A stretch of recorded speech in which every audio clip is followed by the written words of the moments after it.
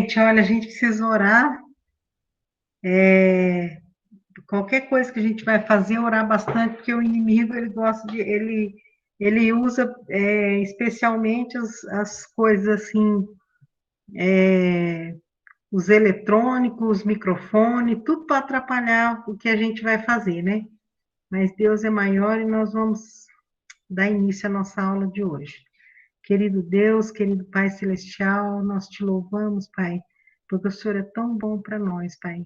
Te agradeço por cada irmão que está aqui nessa aula virtual, mas nós sabemos, Pai, que o Senhor não é um Deus limitado pelo espaço, pelo tempo, pela condição. O Senhor está em todo lugar, porque o Senhor é onipresente, onipotente, onisciente, e eu te agradeço por isso, Pai, porque o Senhor está no meio de nós, né, nessa aula de hoje. Abençoe nossa aula, que os alunos consigam assimilar o conteúdo, ainda que houve esse problema, mas para o Senhor nada é problema. Abençoe nossa aula de hoje, em nome de Jesus. Amém. Muito bem. Então, nós estudamos sobre Pedro, é, o sanguíneo Pedro, né? E foi bem bacana, a gente teve que gastar umas, acho que 2 ou 3 aulas para poder falar de Pedro, né? Como Pedro era antes dele conhecer Cristo, e mesmo no começo da sua conversão, a gente vê a impetuosidade do temperamento dele, e nós vemos como o Espírito Santo trabalhou na vida dele, e usou a vida de Pedro. Então, eu quero que vocês aprendam que o temperamento não é uma qualidade nem um defeito de ninguém, é uma característica, é um traço da nossa personalidade, é uma característica que Deus colocou em nós. E, e essa característica está em nós, porque Deus vai usar para a glória dele, se você permitir, tá? Então, aqui nós vamos estudar hoje sobre o colérico Paulo, né? Que no começo era chamado de Saulo. Então, aqui eu coloquei assim, vocês estão vendo essas labaredas de fogo aí, né? Porque tem um autor que eu gosto muito de ler, ele, na verdade, eu não sei se ele é cristão, não, eu acho que ele não é cristão, mas ele é um psiquiatra, um médico, e, e foi bem falado sobre ele esses tempos agora, que o pai dele era um neurocirurgião e foi morto num assalto. Vocês ouviram falar isso? Então, esse autor que fala sobre temperamentos, ele é muito bom para explicar sobre isso. Eu estou esquecendo, deu um branco aqui, porque eu estou esquecendo o nome dele, mas eu vou lembrar, depois eu falo para eles. E num desses livros que eu li dele, ele fala, ele representa, assim, representa, né, que isso aqui é um símbolo, né? Ele simboliza o sanguíneo como o ar, né? Ele usa os 4 elementos da natureza para nos ensinar sobre os 4 tipos de temperamento. Então, ele usa o sanguíneo como ar. O ar, ele é necessário para a vida, né? Só que o ar em movimento muito impetuoso, ele pode destruir. Então, assim, é todo o sanguíneo quando ele não é controlado pelo Espírito Santo. E aqui o colérico, ele é simbolizado pelo outro elemento da natureza, que é o fogo. O fogo, ele é super útil, né? Sem o fogo, a gente não ia cozinhar, muitas coisas que é usado fogo, né? Para se fabricar, para se fazer, mas o fogo, ele pode também destruir, porque ele é forte, né?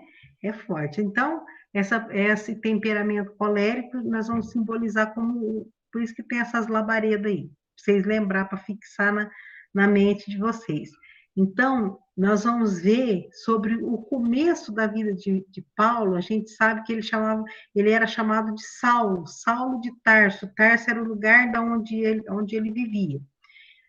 E ele era um colérico, e dá para perceber aqui, né, nas páginas do Novo Testamento, no começo, começando pelo livro de Atos, a gente vê esse traço desse temperamento forte de Saulo, que depois foi chamado de Paulo. Então, vamos dando sequência aí. O personagem bíblico que melhor ilustra o temperamento colérico é o apóstolo Paulo. Ele é também o melhor exemplo desse temperamento quando transformado. Poucas de suas atividades anteriores à conversão são reveladas nas Escrituras, e mais de 95% das experiências de que temos conhecimento ocorrem após ter ele recebido a plenitude do Espírito Santo. No entanto, esse homem caminha pelas páginas de Atos com os passos pesados do colérico. Então, quando a gente começa a ler o livro de Atos, né, naquele episódio quando foi morto o Estevão, lá aparece pela primeira vez o Saulo de Tarso. E a gente vê o traço de colérico nele, era aquele homem de duro, né? Duro nas palavras, duro nas atitudes dele. E você vê aqui que, ao mesmo tempo, esses 5% que a gente conheceu dele antes da conversão, a gente vê traço forte de pessoa colérica aqui. E os 95% que percorre o livro de Atos e depois as cartas que ele mesmo escreveu, a gente vê o mesmo colérico sendo usado por Deus de uma forma tão incrível que eu tenho certeza que qualquer um de vocês que estão nesta aula hoje admira o apóstolo Paulo, porque ele deixou Deus transformar a vida dele de uma tal forma que todo aquele peso da mão do colérico Saulo se transformou naquele empenho, naquele homem arrojado que foi o apóstolo Paulo, né, durante toda a vida dele, depois da sua conversão. Então, pouco a gente não sabe muita coisa dele, a não ser o que ele mesmo falou da linhagem dele, como ele era, né? Em alguns versículos da Bíblia, ele fala o que ele foi no passado. Mas a gente vê ele atuando ali já no começo das Escrituras como um perseguidor da Igreja de Cristo. Então, você vê esse traço forte nele. Então, mas nós vamos estudando e vamos vendo essa parte. Eu quero que vocês, enquanto a gente estuda, eu quero que vocês vão analisando o seu temperamento, se você tem esse traço de colérico, se você conhece alguém que é colérico e você precisa de ajudar pessoas que são assim, a ser dirigida pelo Espírito Santo. E você também pode ficar analisando pessoas apesar de ser colérico, ele usa toda a força de ser colérico para a honra e glória de Deus, tá? Então, nós vamos ver que eu frisando aqui de novo que temperamento não é um defeito e nem uma qualidade, é uma característica sua, assim como sua aparência não é defeito nem a qualidade, foi a maneira com que Deus te criou, tá? O que é defeito e qualidade é a forma com que você usa a maneira que você foi criado, tá? Maneira que você usa o seu temperamento, deixa Deus trabalhar. Então, o colérico, ele é um ativista prático, uma pessoa prática, né? Para quem tudo na vida é utilitário. Então, raramente você vê um colérico fazendo coisa inútil, fútil, né? Ele quer fazer coisa que gera resultado. Ele é um líder natural. Todo colérico tem um dom de liderança. O sanguíneo também, a gente viu que o sanguíneo, ele é um líder, mas como a vontade do sanguíneo é uma vontade fraca, é aquele fogo de palha, assim, que ele tem que lutar contra isso, para ele perseverar na sua liderança, no seu ministério, fazendo o que ele tem que fazer. Já o colérico também, já o colérico, como líder, ele já é aquela pessoa de vontade forte, tá? A vontade forte é uma das características do colérico, é quando ele, aquela pessoa que é perseverante naquilo, no que ele faz. E a gente vê aqui que o apóstolo Paulo, ele era obstinado, né? No que ele fazia antes dele se converter, ele perseguia a igreja de Cristo, porque ele acreditava que ele estava fazendo aquilo por amor a Deus, ele acreditava que ele estava certo.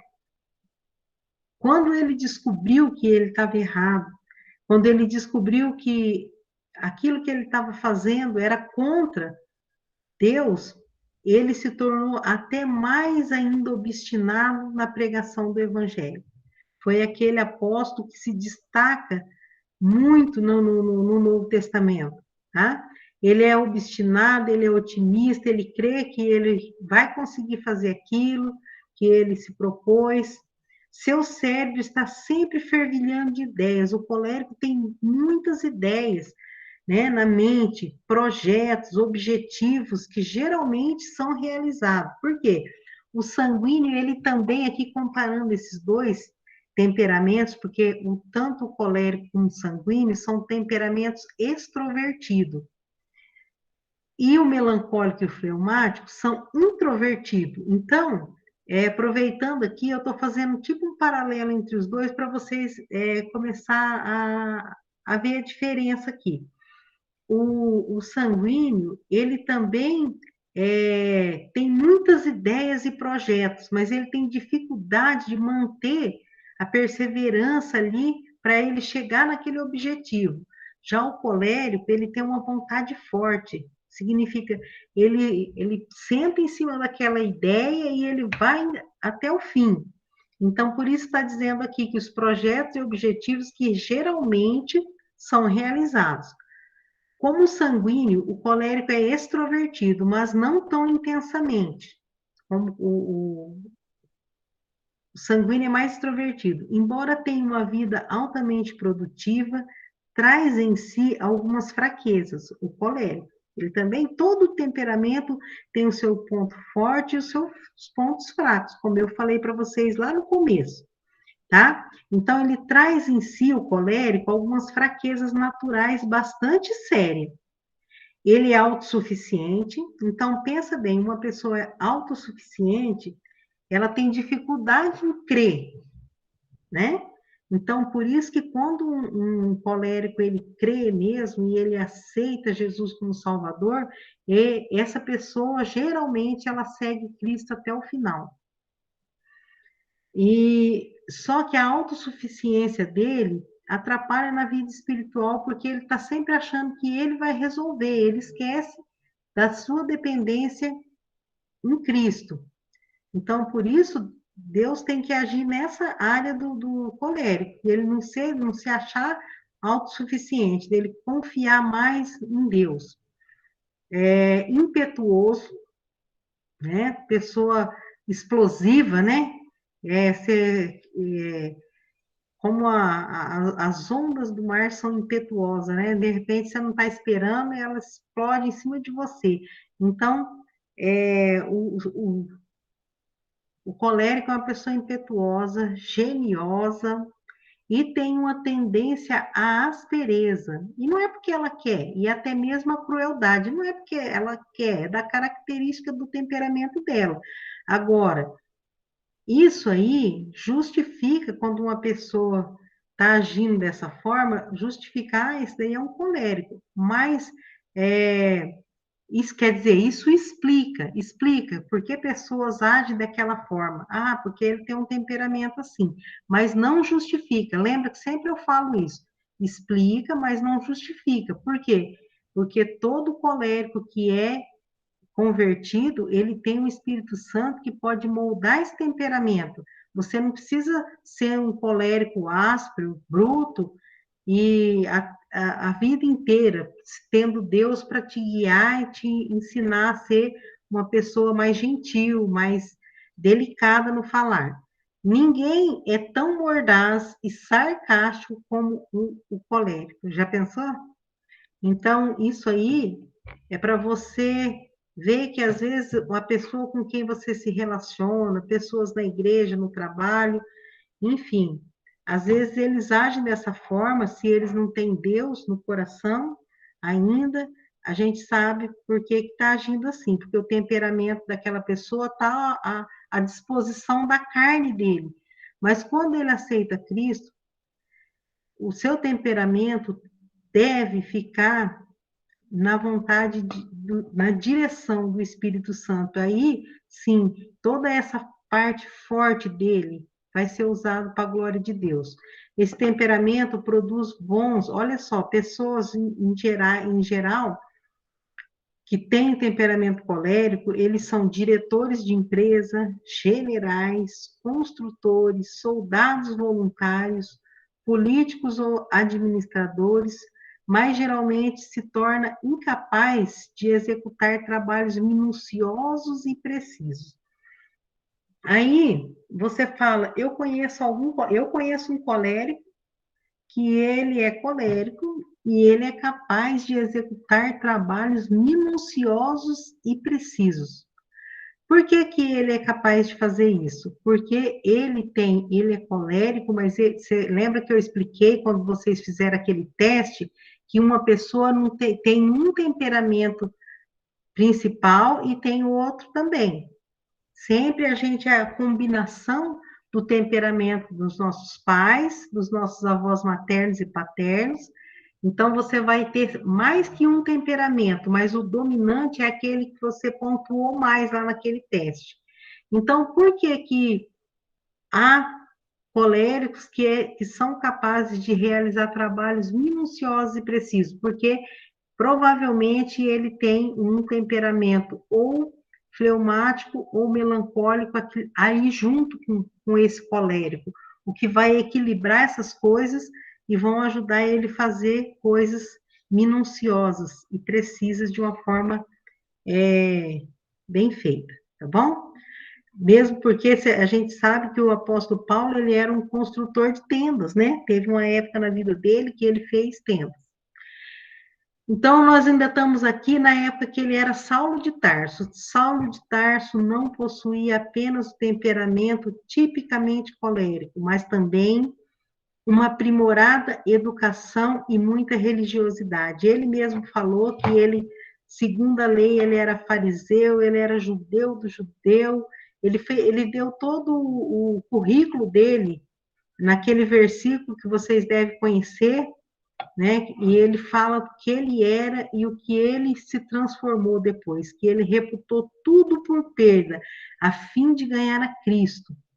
Então, olha só, não deveria, portanto, nos surpreender o fato de a primeira vez que ele surge no cenário bíblico estar participando do apedrejamento de Estevão, primeiro mártir cristão de que temos notícia. Então, olha lá quem estava lá quando Estevão, que era um diácono, que estava ali cheio do Espírito Santo, pregando o evangelho, nesse cenário surge o Saulo de Tarso. Ele achava, naquela época, né, naquela ocasião, ele ainda não conhecia Jesus, ele era muito religioso, mas ele não era convertido, como existem muitas pessoas hoje.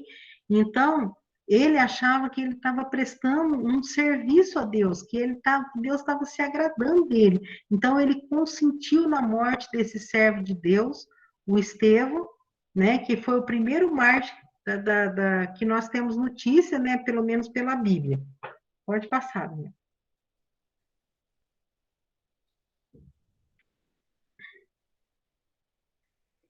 Quando Estevão revelou-lhes a sua visão do céu, então, quando Estevão estava sendo apedrejado, ele falou que ele viu o céu aberto, né? E ele viu o trono de Deus, Jesus sentado à destra do trono de Deus. A Bíblia nos diz que eles taparam os ouvidos e, dando fortes gritos, lançaram-se todos juntos contra ele, arrastaram-no para fora da cidade e começaram a apedrejá-lo. As testemunhas deixaram seus mantos aos pés de um jovem chamado Saulo. Atos 7, 57 e 58. Olha aqui, a primeira vez que aparece o Saulo, ele está aqui nesse episódio triste da morte de Estevão. Alguns comentaristas sugerem que o fato de colocar as roupas aos pés de Saulo indicaria ser ele o líder do grupo, mostrando aqui essa característica de colérico, né? Se vai ter um líder no grupo, ainda mais para perseguir uma igreja, tem que ser alguém duro, alguém firme, e esse alguém provavelmente era Saulo. Pode passar, Daniel.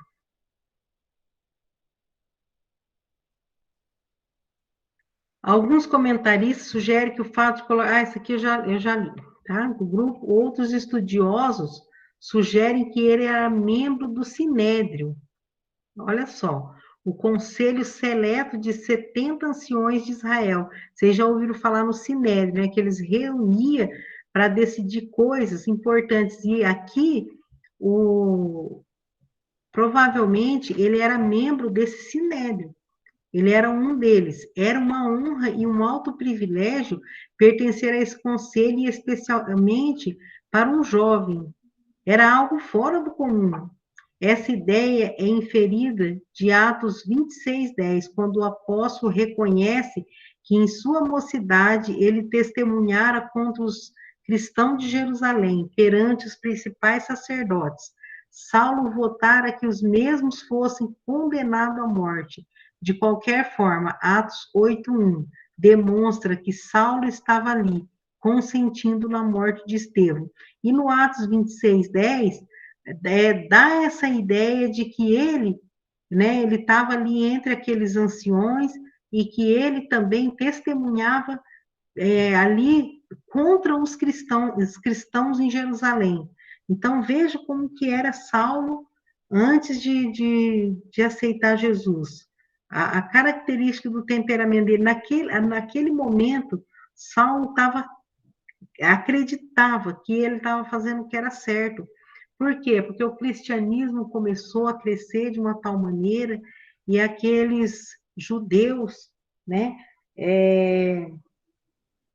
que seguia o Velho Testamento, os sacerdotes, eles temiam que eles iam sair, né, sair fora disso aí, e era o que precisava, eles ter também se convertido a Cristo, porque o fim da lei é Cristo para a salvação de todo aquele que crê, nele crê. Então, eles representavam a lei, só que Cristo veio para cumprir a lei e colocar um fim na lei, e iniciar a época da graça. Só que aquele povo não receberam Jesus, e Saulo acreditava que ele tinha que exterminar aqueles cristãos, aquelas pessoas que estavam indo e crendo nesse Jesus que tinha aparecido, trazendo esse outro ensinamento, que depois, mais para frente, o apóstolo Paulo mesmo fala que não é um outro, né? Que era Cristo cumprindo toda a lei do Velho Testamento, que a gente não conseguiu cumprir, e entregando a sua vida para pagar esse pecado de não conseguir cumprir a lei, e libertar a gente para um outro período. E o Saulo, ele não entendia isso, e como essa característica dele, forte de um colérico, ele fazia o trabalho dele com excelência em perseguir os cristãos antes de sua conversão. Pode passar. Saulo de Tarso, né? Ainda Saulo, ele era cruel. A partir dessa primeira agressão, Saulo continuou seu caminho implacável e cruel, tão característico do colérico. Quando o colérico ele crê no sentido, ele acredita que aquilo que ele está fazendo é certo, é muito difícil você tirar ele daquilo lá. É só Cristo mesmo, que Cristo falou: Saulo, por que você me persegue? Duro é para você recalcitrar contra os aguilhões de Deus. É duro você ficar dando murro na ponta de faca comigo, Saulo.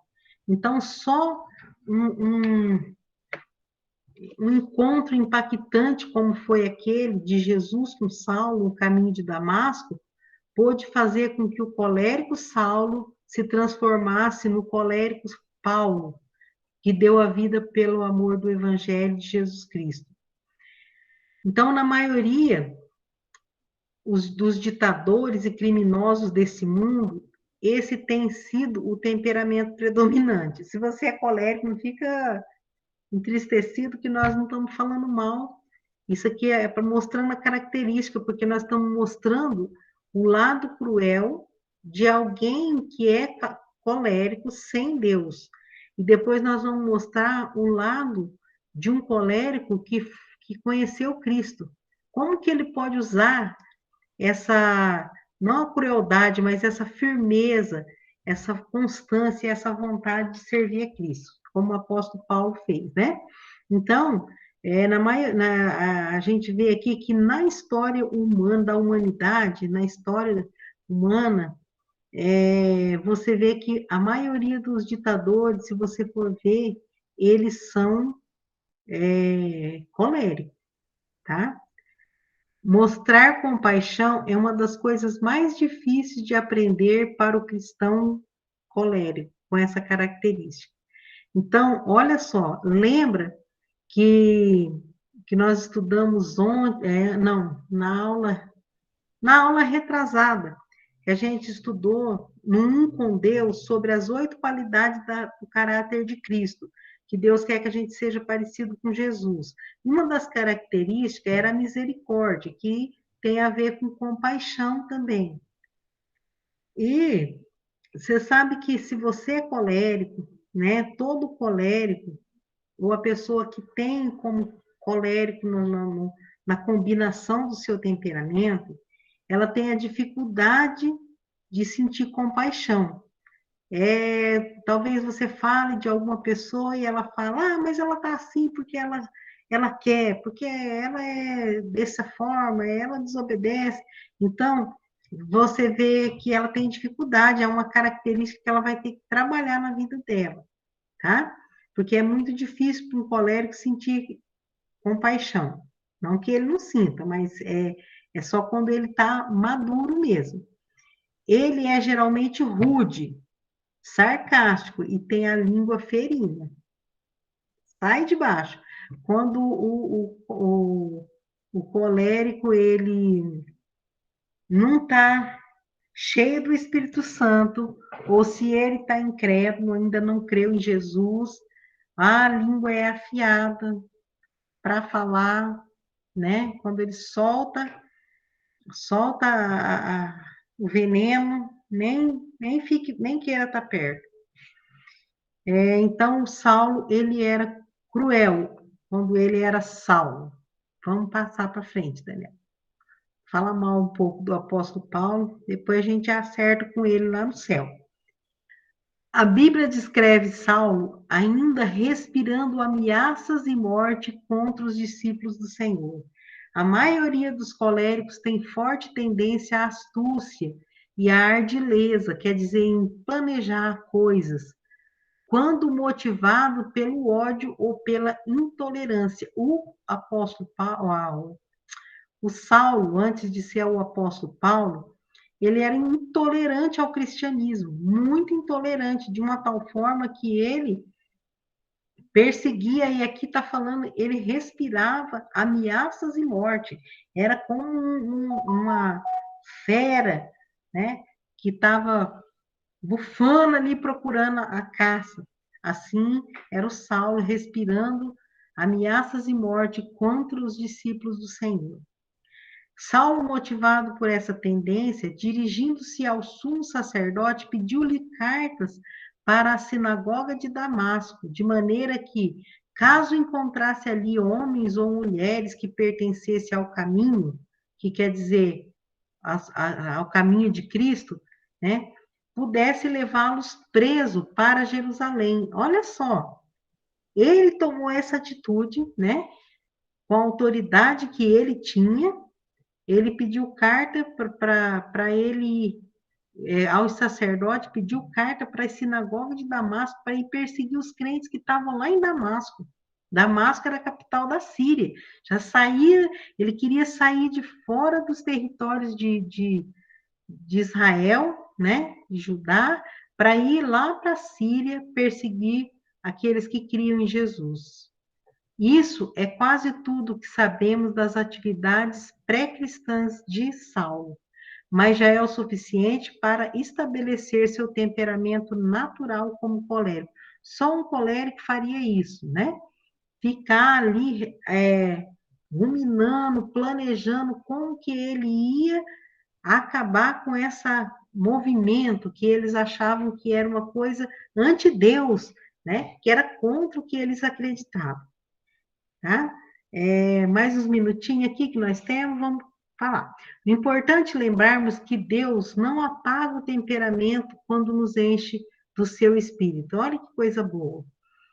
Deus nos criou para a gente ser exatamente como a gente é. Só usar aquilo que ele fez em nós de uma maneira certa. O problema é que o pecado que habita em nós, se ele não for controlado, se a gente não deixar Deus agir na nossa vida e deixar a carne se apropriar de nós, o resultado vai ser muito perigoso, tá? Então a gente vê aqui que Deus, quando ele enche a gente do seu Santo Espírito, ele não apaga o nosso temperamento, porque o nosso temperamento não é um defeito, é uma característica, pois cada um mantém a sua própria individualidade. Em vez disso, o Espírito Santo reorienta nossas forças para a glorificação de Deus e tempera nossas fraquezas. Olha que coisa boa, né? Ele vai reorientar você. É o que aconteceu com o Saulo, bem no caminho de Damasco. Às vezes eu fico pensando que, por que Jesus marcou esse encontro com ele bem no caminho de Damasco, quando ele estava indo perseguir os crentes, os cristãos? Porque ele não fez isso ele estando lá em Jerusalém mesmo? Porque, na verdade, o que Deus queria era reorientar ele. Deus queria mostrar para ele, pegar ele bem no que ele estava fazendo, para mudar a direção. Falar, eu quero que você continue fazendo isso, mas agora diferente. Você vai fazer isso em favor de mim. Você vai ter essa mesma impetuosidade que você tem, mas com a orientação do meu espírito, uma nova pessoa, né? Que mudou até o nome, para a glória de Deus. Vencendo com as características do homem que anda no espírito. Saulo, transformado em Paulo, tornou-se exemplo clássico do temperamento colérico controlado pelo Espírito Santo. Então, quando você pensa num colérico na Bíblia, que pode exemplificar todos esses traços que a gente está vendo no temperamento colérico, a primeira pessoa que você lembra é do apóstolo Paulo. Primeiro, porque esses apenas 5% da vida dele, antes da conversão, que é mostrado aí na Bíblia, já é suficiente para a gente ver como ele era uma fera, né? E depois que ele se converte no caminho de Damasco, quando Jesus fala, Saulo, Saulo, por que tu me persegues? E ele diz, quem és tu, Senhor? Ele disse, eu sou Jesus, aquele que tu persegues. E duro para você é recalcitrar contra os aguilhões de Deus. Naquele momento, Paulo confrontou com alguém que era mais forte do que ele. Tá? Então, o colérico, ele vai aprender se orientar de uma forma agradável a Deus quando ele reconhece que Deus é maior que ele, que tem alguém ali maior que ele na presença dele e que ele precisa de se submeter a essa pessoa, né? Foi o que aconteceu com o apóstolo Paulo. Pode passar, Daniel. Então, agora, ali no caminho de Damasco, né, ele cai do cavalo, literalmente, né? A gente não usa essa expressão para falar, quando a pessoa se dá mal, a gente fala, não sei se vocês são dessa época ainda, a gente fala caiu do cavalo. Pois é, Saulo, ele caiu do cavalo mesmo, literalmente. Ele estava indo, caiu do cavalo, ficou cego. Por quê? Porque ele tinha que deixar tudo aquilo para trás, toda a maneira que ele acreditava, tudo aquilo que ele achava importante, toda a, a posição dele, né? É, como ele mesmo fala nas cartas lá na frente, ele fala que ele considerou isso tudo como esterco, como lixo, né? Para ter Cristo. Então ele tinha que ter esse encontro impactante com Jesus, que ele ficou cego, dali para trás não era para ele enxergar mais nada, era para ele enxergar dali para frente. Então é assim que Cristo faz na nossa vida. Ele dá uma nova visão, uma visão espiritual. Então Paulo a hora que ele se levanta do chão cego, ele é conduzido, né, a, até Damasco, ele vai ser conduzido até Ananias, que é um servo de Deus que já conhecia a fama, talvez estava até temendo que Saulo chegasse até ele, porque ele era um seguidor de Cristo. E Deus avisa o Ananias que o Saulo ia procurar, e que era para ele restituir a visão, e que o Saulo agora ia ser um vaso escolhido para levar a mensagem de Deus para todos os povos. Então, olha só o que Deus pode fazer na nossa vida, não importa o nosso temperamento. E para a missão que Deus tinha para o apóstolo Paulo, ele tinha que ser exatamente assim, um homem com esse temperamento forte, marcante, vontade forte, porque ele ia passar por muitas dificuldades e ele tinha que ser resistente, ele tinha que ser perseverante, ele tinha que ter uma vontade forte. Então, não poderia ser qualquer pessoa para fazer o que o apóstolo Paulo fez na primeira viagem missionária, na segunda viagem missionária, na terceira viagem missionária, até o ponto que ele foi morto pela causa de Cristo. Então, só uma pessoa um temperamento bem forte, dirigido pelo Espírito Santo, redirecionado pelo Espírito Santo, poderia chegar até o fim, sem desanimar, né? Então, vamos partir para frente. E vamos ver ele cheio do Espírito Santo. Olha, cheio do Espírito Santo, aquela vontade, aquela crueldade se transformou numa força de vontade. Uma das maiores vantagens do indivíduo de temperamento colérico está em sua grande força de vontade.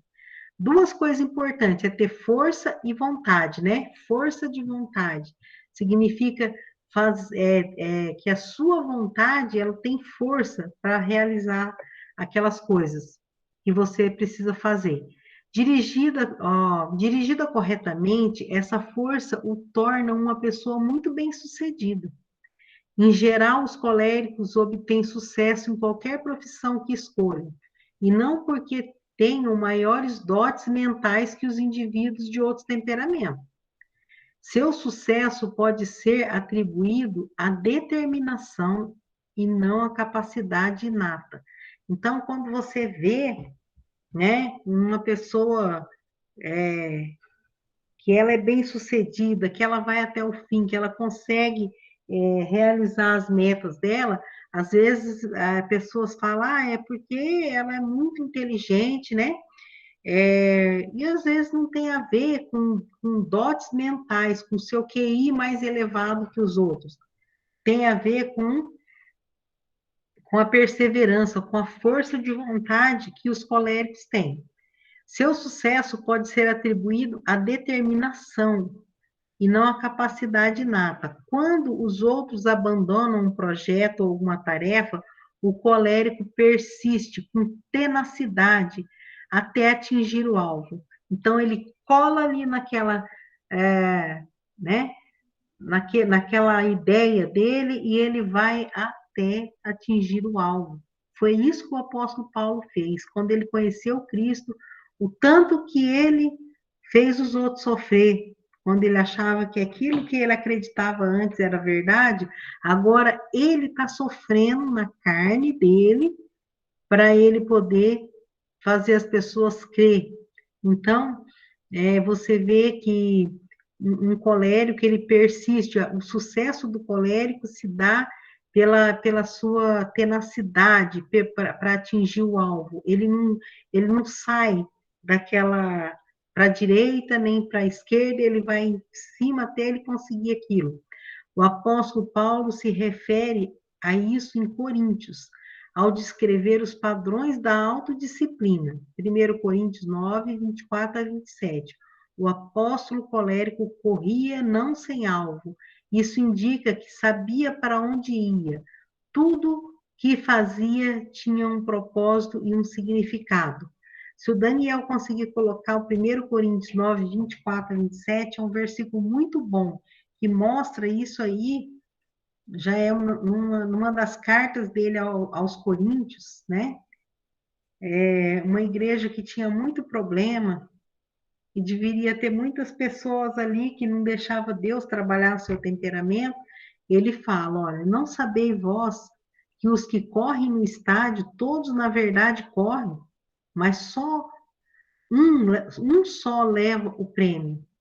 Correi de tal maneira que o alcanceis. Para ele, o temperamento do apóstolo Paulo, direcionado pelo Espírito Santo, aqui já era uma característica dele mesmo, mas misturado com o Espírito Santo, ele está usando para ensinar os coríntios que quando tem uma corrida, né, num estádio, todos correm ali, né, que estão ali separados para aquela corrida, mas na verdade um só leva o prêmio. Então, aqui ele está falando, corra de maneira que alcanceis. Tenha alvo, tenha objetivo. Então, ele está tentando fortalecer pessoas de todos os temperamentos, porque ele sabe que ali nem todo mundo é como ele, que estava firme, passando aqui provações, todos os tipos de perseguição que ele fazia, agora ele está sofrendo, e mesmo assim ele está falando assim: corra, corra, a fim de que você leve o prêmio. Todo mundo correndo para ganhar o prêmio, porque com Deus ninguém perde, né? Todo mundo ganha. E todo aquele que luta, de tudo se abstém. Eles o fazem para alcançar uma coroa corruptível. Nós, porém, uma incorruptível. Olha só que maravilha, né? Nós estamos correndo a fim de ganhar uma coroa que não vai se estragar. Pois eu assim corro, ele está falando dele agora, dando testemunho dele, pois eu assim corro, não como uma coisa incerta, assim combato, não como batendo no ar. Antes eu subjugo o meu corpo e o reduzo à servidão, para que, pregando aos outros, eu mesmo não venha, de alguma maneira, a ficar reprovado. Você vê aqui que ele é uma pessoa zelosa, o colérico, ele é zeloso. Ele, no que depender dele, é por isso que traz essa autossuficiência nele, porque ele sabe que ele já se previne para ele não fracassar, então ele se previne de tal maneira que ele começa a ter uma autossuficiência. Mas aqui nesse caso do apóstolo Paulo escrevendo aos Coríntios, ele fala pelo Espírito Santo, e ele fala assim, olha, vocês devem correr legitimamente, se abster das coisas desse mundo. Se um atleta deixa de comer certas coisas, deixa de fazer certas coisas que é atraente para ele, para se preservar fisicamente para ganhar uma corrida, imagina nós, que nós estamos correndo, o nosso alvo é Cristo, e nós vamos ganhar uma coroa incorruptível, nós devemos abster de todo o pecado, né? De todas as coisas ruins para a gente, a fim de que a gente vença essa corrida.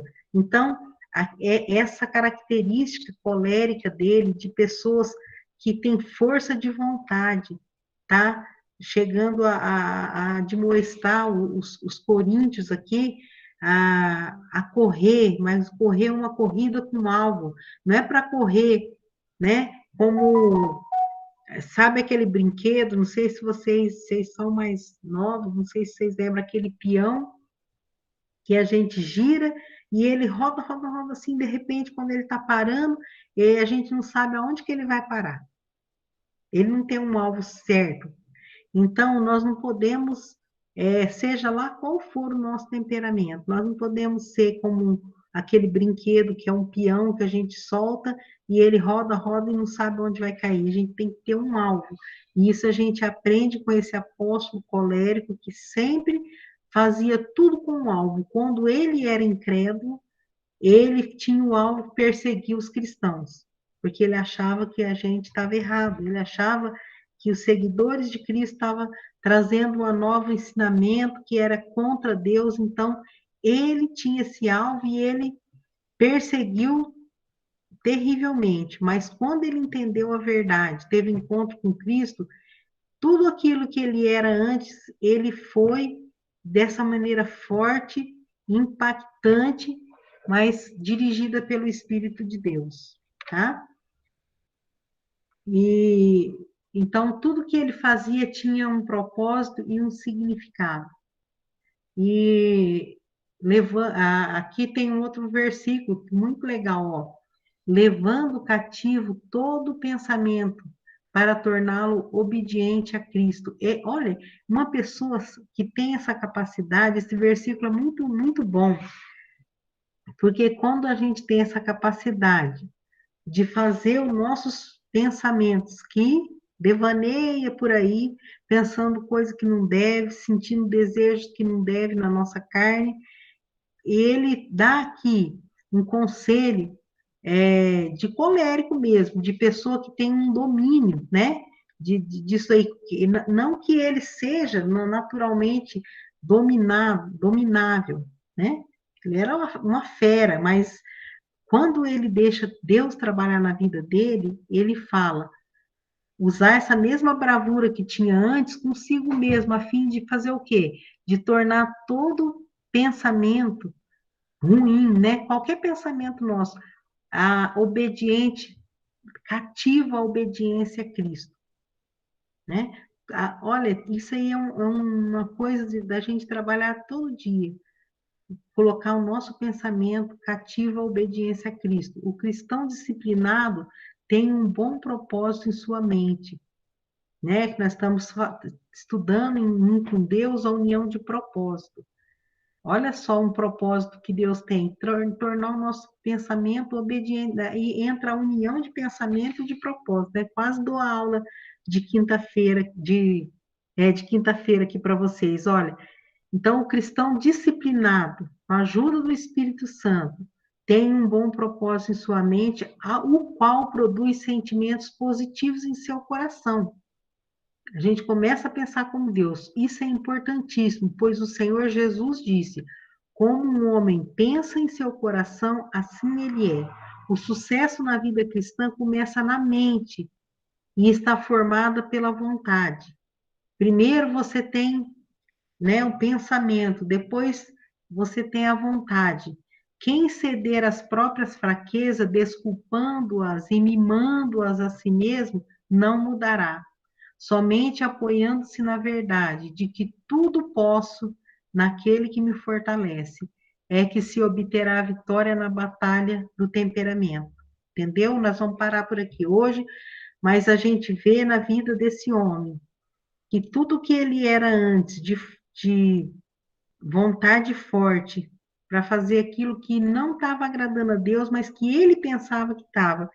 Agora a gente passeando pelas páginas do livro de Atos, passeando pelas páginas das cartas que o apóstolo Paulo escreveu ele mesmo, pela direção do Espírito Santo, você vê o que Deus pode fazer na vida de uma pessoa. Então, quando você olhar para alguém e falar, esse aí não tem jeito, não, esse é uma pessoa rude, ignorante, não dá para falar com ele, essa pessoa nunca vai se converter. Então você volta, começa a olhar lá para o apóstolo Paulo, quando ele era Saulo de Tarso, que ele achava que estava fazendo tudo certo, que ele estava agindo certo, mas quando ele teve um encontro impactante com Cristo, ele usou aquela mesma vontade forte, aquela mesma força de vontade que ele tinha para fazer aquilo que não era certo, ele usou para fazer o que é certo. Então, na mão de Deus, ninguém pode recalcitrar contra os aguilhões de Deus. Isso aí significa ninguém pode enfrentar Deus. Então, nós podemos ter, sim, ousadia para pregar o evangelho para qualquer pessoa, de qualquer temperamento, porque não tem ninguém que pode resistir a Deus. Ninguém pode resistir a Deus, porque se esse homem é forte, né, poderoso, que fazia todas essas coisas, se tornou num amável apóstolo Paulo, imagina o que Deus pode fazer na vida de qualquer pessoa. Então, vamos seguir em frente, não é mesmo? Então, por hoje nós vamos parar aqui, tá? Foi meio ruim, vocês não estão vendo eu, só estão ouvindo a minha voz, mas eu espero que vocês tenham entendido, conseguiram entender um pouco. Irmão Aurelino? Sim, bastante. Muito bom. A Sol? Sim, Sônia, também. Tá. Eu queria pedir perdão para vocês com esse episódio aqui do computador. Eu entrei na aula, hoje eu fiquei livre mais cedo, então eu voltei várias vezes aqui. Antes de começar a aula, era 7h pouco, eu estava aqui já esperando, daí saí, tomei um banho, voltei aqui mais cedo, e no fim nós começamos a nossa aula tarde, atrapalhou um pouco, e eu peço desculpas a vocês, tá? Que Deus abençoe a noite de cada um, tá? E a gente possa estar orando um pelos outros. Está chegando o final do ano e começa a ficar tudo muito corrido, todo mundo muito cansado. Esse ano não foi fácil para ninguém, né? E a gente vai estudar, terminar a vida do apóstolo Paulo, e daí a gente vai ver como está o ânimo de vocês, se vocês vão querer ficar uns dias de férias no final do ano e depois voltar. Daí a gente conversa na próxima aula, tá bom? Mas vamos orando uns pelos outros. Tem alguns que não têm entrado. Aí chega no final do ano, tem as programações das igrejas e eu fico preocupada que vocês não consigam assimilar tudo que eu quero ensinar aqui para vocês. Mas a gente vai conversando sobre isso, tá bom? Quero que vocês orem para que os que não estão comparecendo nas aulas possam vir, né, prestigiar, porque todos os professores estão dedicados, dedicando um tempo das suas vidas para poder ensinar a todos, então que nossos irmãos possam estar aproveitando, tá bom?